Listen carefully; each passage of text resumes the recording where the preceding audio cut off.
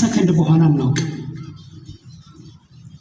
እና ይህች ቀን ለእኛ እግዚአብሔር በምህረቱ አድርሶ እንደ እድል እየቆጠረን የምናልፋት ደቂቃ ናት። በእያንዳንዷ እርምጃችን እንኳን አደረሳችሁ የሚያስብል ነገር የዘመኑን ክፋት አይችልም። እዚህ ከቆምኩበት አትሮንስ ላይ ቆሜ ለመናገር ብዙ ድፍረት የለኝም። አንዳንዱ አለመኖር ብዙ ጊዜ ተመኝተን ሊሆን ይችላል። ግን እንድንኖር ያደረገ አዋቂው እግዚአብሔር ነው። ኑሮ እንደ ሰደድ እሳት እያቃጠለን፣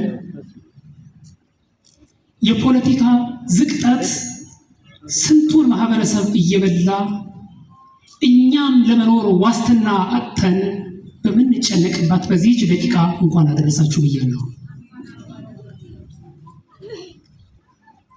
እና የትምህርቴን ርዕስ ቅድም በመግቢያዬ እንደተናገርኩት አጭር ደቂቃ ነው፣ ብዙ ባላቆያችሁ። እግዚአብሔርን የምንሰማ ከሆነ 5 ደቂቃም በቂ ሊሆን ይችላል። በየቀኑ ደካሞችና ኃጢአተኞች ስለሆንን ለእግዚአብሔር ቃል ስፍራ ሰጥተን ከሰማን ይህ በቂ ነው። ስለዚህ በቃል ሳይሆን በተግባር እንዋደድ የሚል ርዕስ ሰጥቻለሁ። ይህንን ኃይለ ቃል የምናገኘው በአንደኛ የዮሐንስ መልእክት ምዕራፍ 3 ቁጥር 18 ነው። በቃል ሳይሆን በምን እንዋደድ? በተግባር እንዋደድ። ምናልባት ዘመኑንም ሊያይ ይችላል። የግል ተግባራችንም ሊያይ ይችላል። ሀገሪቱንም ሊመለከት ይችላል። ቤተ ክርስቲያንና አገልጋዮቿንም ሊያይ ይችላል። የእግዚአብሔር ቃል ነበልባላዊ የሆነ እሳት የውስጡን ማንነት አንጥሮ የሚመለከት መነጽር ነው። ከወደቅንበት የኃጢአት ጉድጓድ ነቅሎ የሚያወጣን የእግዚአብሔር ቃል ነው። ለዚህ ቃል በትክክል እየሰማን የምንዛመደው ከሆነ፣ ለነፍሳችን ስንቅ የምናደርገው ከሆነ ስጋዊ ማንነትን ሊያስረሳ የሚችል አቅም ያለው ነው። ከፖለቲከኞችና ከንግግር አዋቂዎች ወይም ከጥበበኞች አንዱ የጻፈው ሳይሆን ራሱ እግዚአብሔር ቅዱሳንን ተጠቅሞ ያስቀመጠው እንቁ ነው። ይህንን ለነፍሳችን የምንገዛው በነፃ ነው። ዋጋ አናወጣበትም። ለዚህ እንዳናረክሰው ዋጋ እንስጥ። መሰረታዊ ፍላጎትም ነውና ለዘላለም ጸንቶ የሚኖር የማይጠፋ ስለሆነ፣ ስለዚህ በቃል ሳይሆን በምን እንዋደድ? በተግባር እንዋደድ። ከቁጥር 11 ጀምሬ ላነብላችሁ። ቃሉን ሳነብላችሁ እናንተ በትክክል ከሰማችሁ ትርጓሜም ላያስፈልገው ይችላል። ከመጀመሪያ የሰማችኋት መልእክት እርስ በርስ እንዋደድ የምትል ይህች ናት። ከክፉ እንደነበረ ወንድሙንም እንደገደለ እንደ ቃየል አይደለንም። ስለምንስ ገደለው? የገዛ ስራው ክፉ የወንድሙም ስራ ጽድቅ ስለነበረ ነው። ወንድሞች ሆይ ዓለም ቢጠላችሁ አትደነቁ። እኛ ወንድሞችን የምንወድ ስለሆንን ከሞት ወደ ሕይወት ተሻገርን እንደተሻገርን እናውቃለን። ወንድሙን የማይወድ በሞት ይኖራል። ወንድሙን የሚጠላ ሁሉ ነፍሰ ገዳይ ነው። ነፍሰ ገዳይ የሆነ ሁሉ የዘላለም ሕይወት በእርሱ እንዳይኖር ታውቃላችሁ። እርሱ ስለኛ ነፍሱን አሳልፎ ሰጥቶናል። በዚህ ፍቅርን አውቀናል። እኛም ስለ ወንድሞቻችን ነፍሳችንን አሳልፈን እንድንሰጥ ይገባናል። ነገር ግን የዚህ ዓለም ገንዘብ ያለው ወንድሙም የሚያስፈልገውን ሲያጣ አይቶ ያልራራለት ማንም ቢሆን የእግዚአብሔር ፍቅር በእርሱ እንዴት ይኖራል? ልጆቼ ሆይ በስራና በእውነት እንጂ በቃልና በአንደበት አንዋደድ። ልጆቼ ሆይ በስራና በእውነት እንጂ በቃልና በአንደበት አንዋደድ። ልባችንን በእኛ ላይ በሚፈርድበት ሁሉ ከእውነት እንደሆንን በዚህ እናውቃለን። በፊቱም ልባችንን እናሳርፋለን። እግዚአብሔር ከልባችን ይልቅ ታላቅ ነውና ሁሉንም ያውቃል። ወዳጆች ሆይ ልባችንንስ ባይፈርድብን በእግዚአብሔር ዘንድ ድፍረት አለን። ትእዛዙንም የምንጠብቅና በፊቱ ደስ የሚያሰኘውን የምናደርግ ስለሆንን የምንለምነውን ሁሉ ከእርሱ እናገኛለን። ይህ ምን የምንለውን የምንለምነውን ሁሉ ከእርሱ እናገኛለን። ትእዛዚቱም ይህች ናት፣ በልጁ በኢየሱስ ክርስቶስ ስም እናምን ዘንድ አንድ፣ ትእዛዝንም እንደሰጠን እርስ በርስ እንዋደድ ዘንድ ሁለተኛይቱ ትእዛዝ ናት። ትእዛዙንም የሚጠብቅ በእርሱ ይኖራል፣ እርሱም ይኖርበታል።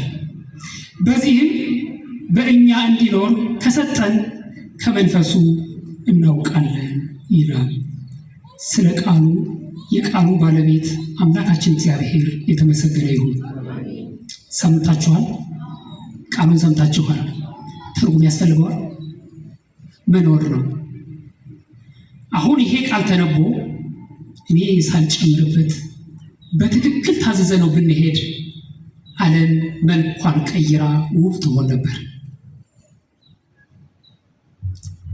ከዝናብ ይልቅ በወንድሞቻችን ደም ጨቀየች አይደል?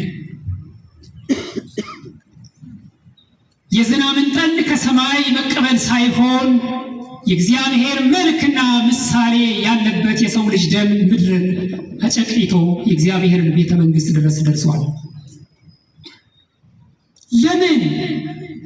ትውልዱ እግዚአብሔር ካስቀመጠለት ስታንዳርድ ወረደና ሌላ መንገድ ተከተለ። በተግባር ሳይሆን በቃል ብቻ መዋደድን ተያያዘው። ስንት የቃላት መውደድ ተሽጎድጉዶላችሁ ይሆን አላውቅም። ብዙ ባጠገባችሁ ያሉ ሰዎች እንወዳችኋለን ይሏችኋል አይደል? ብዙዎች ፍቅራቸውን በአንደበታቸው ይገልጡላችኋል፣ ባዶ ገለባ፣ በተግባር ወርዶ የማይጨበጥ ፍቅር። እኛም ከዚህ የተቀመጥን ሰዎች ብዙዎችን በቃላችን ሸንግለን የፍቅርንና የመውደድን ጉዳይ ገልጠንላቸው ይሆን? እግዚአብሔር እንዲህ እያለን ነው፣ በቃል ሳይሆን ልጆቼ በተግባር እንዋደድ ይላል። ምናልባት ይሄንን ርዕስ ይገልጥልኛል ያልኩትን አንድ ምሳሌ ልናገርና በምሳሌው የሚሰሙ ሰዎች ራሳቸውን ጎራ ከፍለው ከተመለከቱ በኋላ መጨረሻ ላይ የትኛው እንደሚያሸንፍ ሰሚው ራሱን ይለኛል። በአንድ ወቅት በአንድ ገጠራማ አካባቢ የሚኖሩ ሁለት ገበሬዎች ነበሩ። መንደሪቱ ከተራራ ስር ነው ያለችው። የአንደኛው አርሶ አደር ስም አቶ ፍቅሩ ይባላል። የሁለተኛው ደግሞ አቶ ተግባሩ ነው። አቶ ፍቅሩ የዚህን ዘመን ሰው የሚመስል የቃላት ንግግር ለአርሶ አደሮቹ ያዥጎደጉድላቸዋል። በጣም ባለሀብት ነው። ወደ ተራራው ወጣ ይልና እወዳችኋለሁ፣ ግን በዚህ ረሃብ ስለተከሰተ በመንደሩ በጣም አዝናለሁ እያለ ጆሮአቸውን በንግግር ብቻ ይሞላል። ንግግሩ ያምራል። እነርሱ የሚያስፈልጋቸው ለዚያ ችግር መድረስ ሲገባው እርሱ ግን ከተራራ ላይ ወጥቶ ይህንን ድምፅ ወደ እነርሱ ያንጎደጉዳል። ምንም ለውጥ የለውም። አቶ ተግባሩ ግን የመናገር ችሎታ የሌለው ምስኪን ባለሀብት ማን እንደሰጣቸው እንኳን እንዳያውቁበት ሌሊት ይሄድና በጥቂቱም ቢሆን የሚያስፈልጋቸውን በራቸው ጋር አስቀምጦላቸው ይሄዳል። ጠዋት ሲወጡ ማን ይሆን ይህን ያመጣው ይላሉ። እርሱም አይናገርም፣ ፈገግ እያለ ዝም ይላል። አቶ ፍቅሩ ደረቅ ጡጦ ያጠባል። አቶ ተግባሩ ግን የሚያስፈልጋቸው ባጠገባቸው ያስቀምጥላቸዋል። ታዲያ ችግር ያልፋል። የማያልፍ ምንም ነገር የለም። ያ ችግር አለፈና በመጨረሻ የአካባቢው ሰው ተሰብስቦ ለማን ሽልማት የሚያቀርብ ይመስላችኋል? ለአቶ ተግባሩ ወይስ ለአቶ ፍቅሩ? ለማን ነው የሚያቀርበው? ለአቶ ተግባሩ አይደል? እናንተ የቱን ናችሁ? ካጠገባችሁ ያሉ ሰዎችስ የትኛው ናቸው? ፖለቲከኞችስ የቱን ናቸው? በስልጣን ላይ ያላችሁ ትኖሩ ይሆናል፣ የቱን ናችሁ? ዓለምስ የቱን ናት? አሁን የምታዩት የዓለሙ መልክ የአቶ ተግባሩን ወይስ የአቶ ፍቅሩ? ያላችሁን የሚነጥቅ ባዷችሁን የሚያስቀር ሁል ጊዜ በእናንተ ለቅሶ የሚስቅ ዓለም ተዘጋጅቷል በፊታችን። እግዚአብሔር ከዚህ ይጠብቅ እና ሊቁ አውግስጢን እንዲህ ይላል ስለዚህ ፍቅር ሲገለጥ፣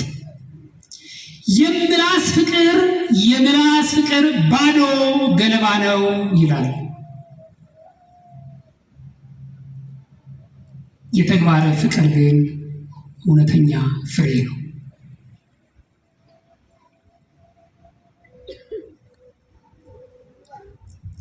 እና ምን ማለቱ ነው ታዲያ ቢባል እግዚአብሔርን ወደዋለሁ ብለህ ብትጠይቀኝ እኔ አላምንህም።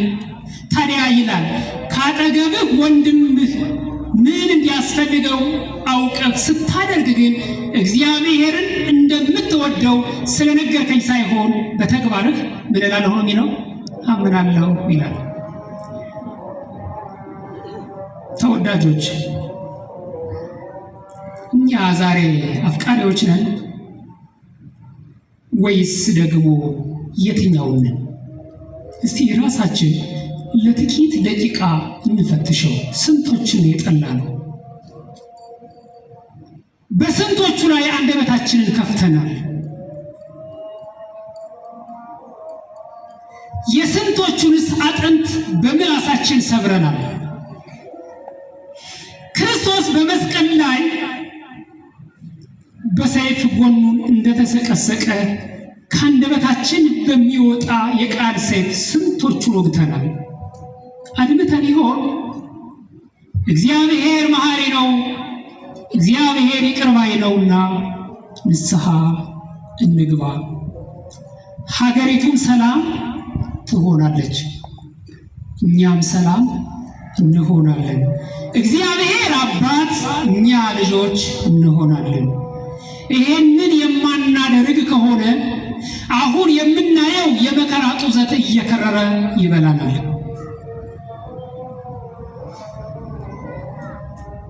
እግዚአብሔር ከዚህ ይጠብቃል።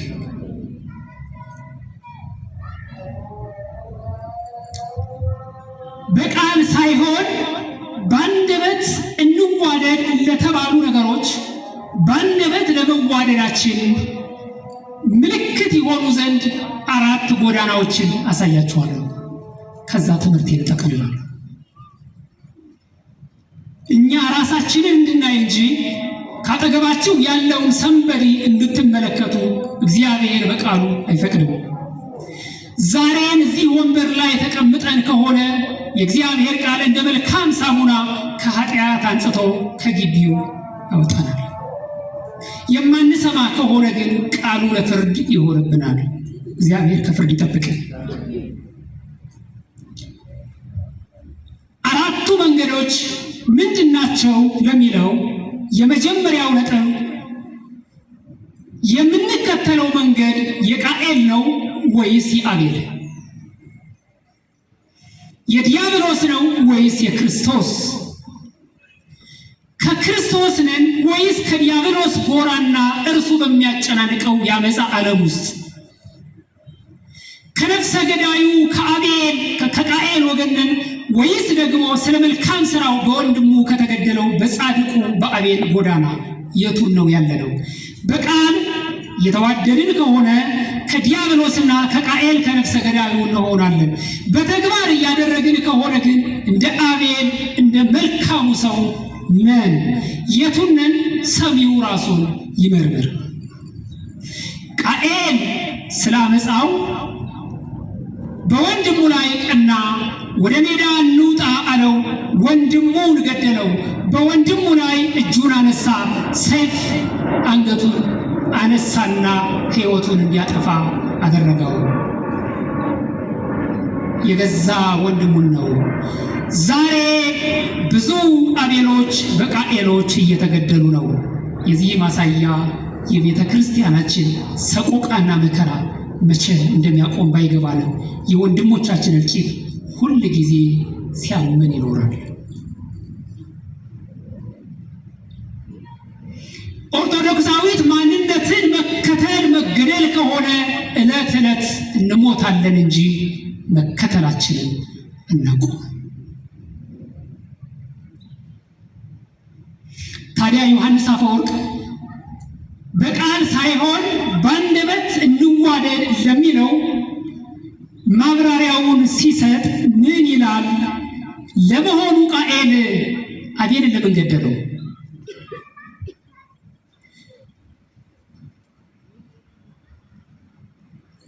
ቃኤል ክፉ ስለሆነ አይደል? የወንድሙ ስራ መልካም ስለነበረ ነው። ዛሬ በወንድማችን ላይ ክፉ በማሰብ ሰውን በማጠልሸት ባለመርዳት በልባችን ስንጠላው ያለምንም ሰይፍ እየገደልነው ነው ይላል። በተግባር መዋደድ ማለት ኪስን መዳሰስ ነው።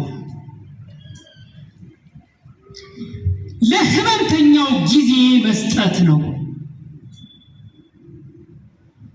ከጎረቤትህና ካጠገብህ የተራበውን አይተህ የሚያስፈልገው ነገር ስታደርግለት ነው።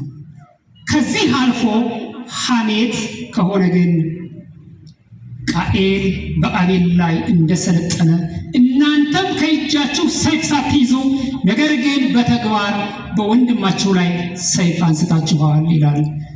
እግዚአብሔር ከዚህ አመፃ ይጠብቅ።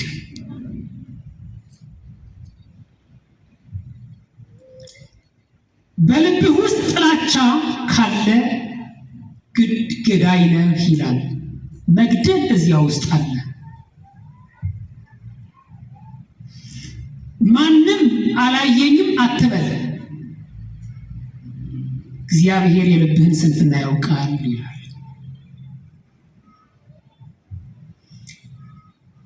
መጥላት የሚባለውን በልብህ ውስጥ አስቀምጠህ ከሆነ እንደ እንቁላል አድርጋችሁ ውሰዱት። ጥላቻን ቅርፊቱን ብታደርጉት መግደልን አስኳሉ አድርጎ ቅዱስ ዮሐንስ አፈወርቅ ያቀርባል። መጥላት የሚባል ነገር ባይምሮ ካለ ካንተ ውስጥ በቀጥታ ነፍሰ ገዳይ ነህ፣ እሱ ጽንስ አለብህ ይላል። ተወዳጆች፣ በቅዱሱ አደባባይ ቆመንም ይህ ሐሳብ አለብን።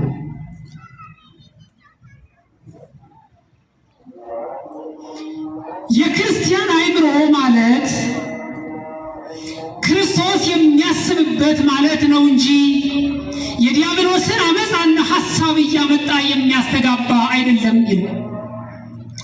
በሌላ ስፍራ ሊቁ ቄርሎስ እንዲህ ነው የሚለው፣ ክርስቲያናዊ አፍ ማለት ቁርባናዊ አፍ ነው ይላል። የክርስቶስን ሥጋና ደም ተቀብለ እንዴት አመፃ ታወራበታለህ? እንዴት ክብሩን ደም ወስደህ ሌላ ትናገራለህ? አንተ እኮ ማለት የክርስቶስ ቤተ መቅደሱ ነህ ይላል። ታዲያ ይህ ቤተ መቅደስ እንዴት ሌላ ውሃ ያፈሳል?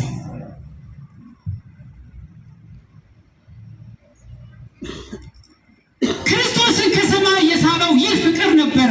እኛ ግን ይሄንን መልክ አጣ ነው። ኦርቶዶክሳውያን እንነጋገር፣ እውነት እየጠላናቸው ያሉ ከአንገታቸው ማተብ ያሉ ወንድሞቻችን ነው። ይህ መከራ እንኳን አላጠጋጋንም።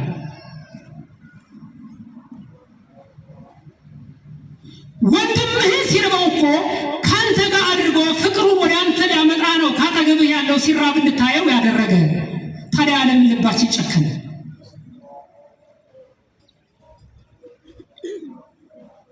ወንድምህን ከምታማው እህትሽን ከምታሚ ለምን መምከር አቃተን? ለምን አንመካከርም?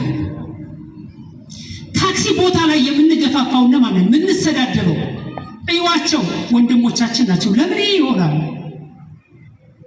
የኛ አፍ እኮ ነው የሚለው ሊቁ፣ ቁርባናዊ አፍ ነው። አፋችን ቁርባናዊ ነው ማለት ውሳጣዊ ማንነታችን ሁሉ ቁርባናዊ ነው እያለን ነው። ሐሳባችንም ቁርባናዊ ነው ማለት ነው። ንግግራችንም ቁርባናዊ መሆን አለበት። እግዚአብሔር በዚህ ጎዳና ያስከትለን እና ወንድሙን የሚጠላ ሁሉ ነፍሰ ገዳይ ነው። እኛ ግን ከሞት ወደ ሕይወት መሻገራችንን የምናውቀው ምን ስናደርግ ነው የሚለው፣ ወንድሞቻችን ስንወድ ብቻ ነው። ወንድሞቻችንን የምንጠላ እህቶቻችንን የምንጠላ ከሆንን ያለንበት አገር ቃኤላዊ ስፍራ ነው። የቃኤል ስፍራ የቃኤል ሀገር ነው። ያ ሀገር ግድያና አመፃ ብቻ የሚወረወርበት ነው። እርሱም ዛሬ ዓለምን ትመስላለች፣ ኢትዮጵያንም ትመስላለች። ሀገር እግዚአብሔር በማለት ብቻ እንዲህ ከፍ አናደርጋትም። ነፍሰ ገዳዮች ሞልተውባታል። በገዛ ወንድሞቻቸው ላይ የሚሰለጥኑ የገዛ ወንድሞቻችን ናቸው። ታዲያ ቃኤል የለም? ቃኤል አለ። አቤል ይገደላል፣ ቃኤልም ይገድላል። ስለዚህ እኛ ከሞት ወደ ሕይወት ለመሻገራችን ከሰይጣን ግዛት ወደ ክርስቶስ መንግሥት የመምጣታችን አንዱ ምልክት ነው የሚለው ዮሐንስ በመልእክቱ ወንድሞቻችንን ስንወድ ነው። ተወዳጆች፣ ፍቅር ወደ ላይ ከእግዚአብሔር በፍጹም ተቀበልነው ወደ ጎን ለወንድሞቻችን አሳልፈን ልንሰጥ እንጂ ቋጥረን ልንይዘው የራሳችን ልናደርገው አይደለም። ስንቶቻችን በስራ ቦታ፣ በቤት፣ በየትኛውም ነገር እንዲህ አይነት ነገር ሲመጣ ቃኤል ሊያሸንፈኝ አይገባም፣ እኔ ከአቤልና ከክርስቶስ ወገን ነኝ ማለትን ነው ልንማር የተገባን። ክርስትናው እሱ ነው የሚያስተምረው። ይሄ ውብ አይደለም? መልካም እኮ ነው። ሴቶች ታውቁታላችሁ ዲኮር መሆንን። የእግዚአብሔር ቃል ዲኮር የሚያደርግ ነው። ነፍሳችንን ዲኮር የሚያደርግ፣ አንደበታችን ዲኮር የሆነ ውብ መንፈሳዊ ንግግር የምንናገር ሰዎች እንድንሆን እግዚአብሔር ይርዳል።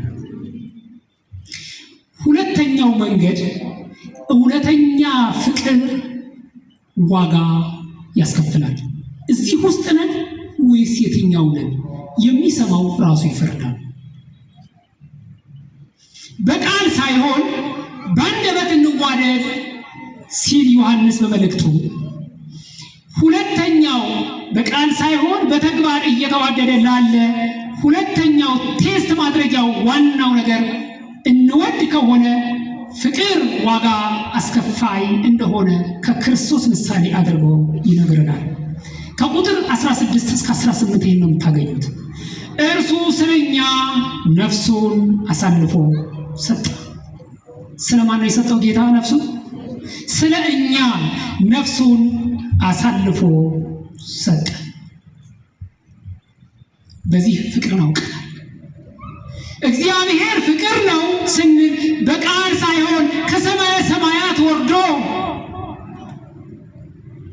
በቃሉ ያጸናው ምድር በአመፃ ተቀብሎ በበረቱ